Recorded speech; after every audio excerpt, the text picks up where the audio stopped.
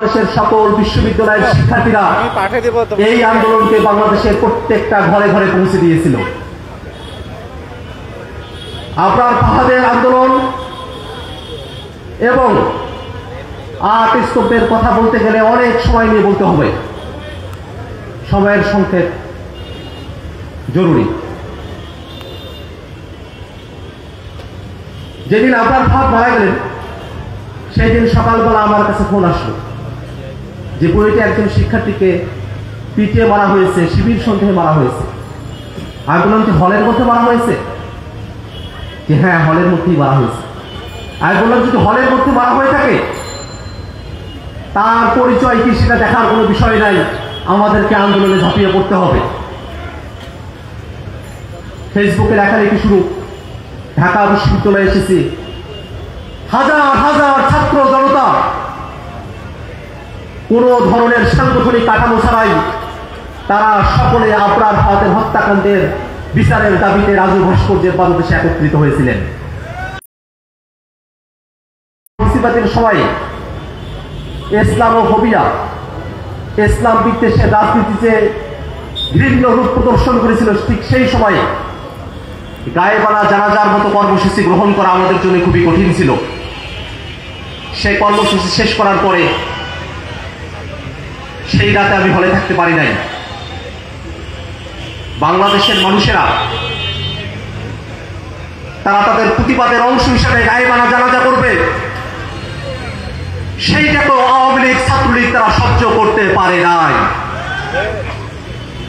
দিন গড়িয়েছে,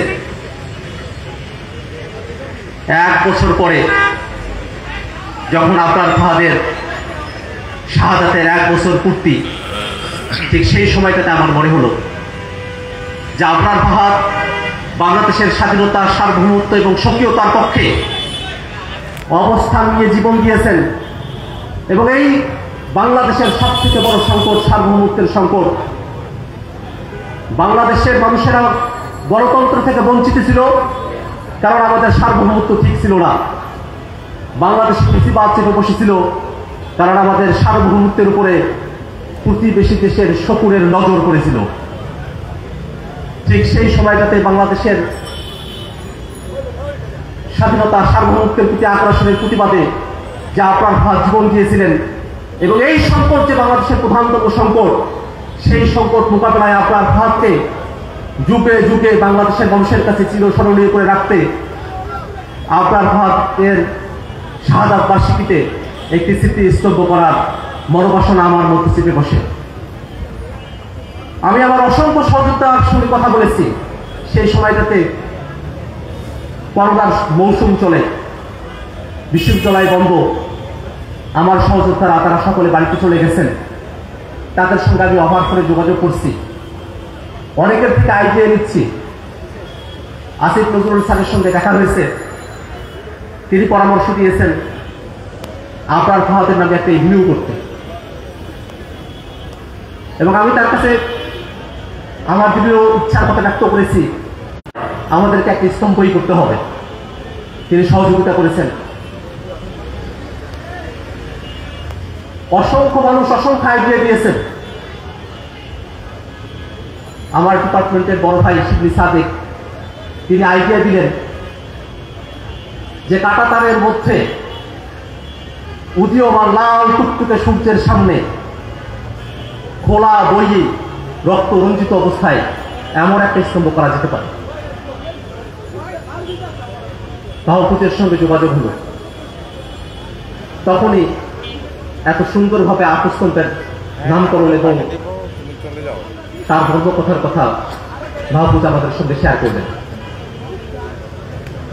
আমি সারা দেশের সহযোদ্ধাদেরকে ফোনে ফোনে ঢাকায় আসার জন্য অনুরোধ করি, তারা সকলে আমার কথা শুনেছেন, সাড়া দিয়েছেন। আমরা যেসব রাজমিস্ত্রির সঙ্গে কথা বলেছিলাম তাদেরকে গিয়ে কত টাকা তাদেরকে পারিশ্রমিক দিব সেটা ঠিক হয় নাই, বরং তারা যে বাংলাদেশের পক্ষে একটা কাজ করতে এসেছেন সেটাই তাদের সব থেকে বড় অতৃপ্তি ছিল। আজকের দিনে সেই রাতে যেসব রাজমিস্ত্রি ভাইরা, শ্রমিক ভাইরা 8 স্তম্ভ নির্মাণে সর্বোচ্চ ঝুঁকি নিয়ে অংশগ্রহণ করেছিলেন, তাদেরকে আমি সশক্ত চিত্তে স্মরণ করছি। ভাইরা আমার, আমরা ঢাকা বিশ্ববিদ্যালয়ের লাইব্রেরির সামনে একত্রিত হয়েছি।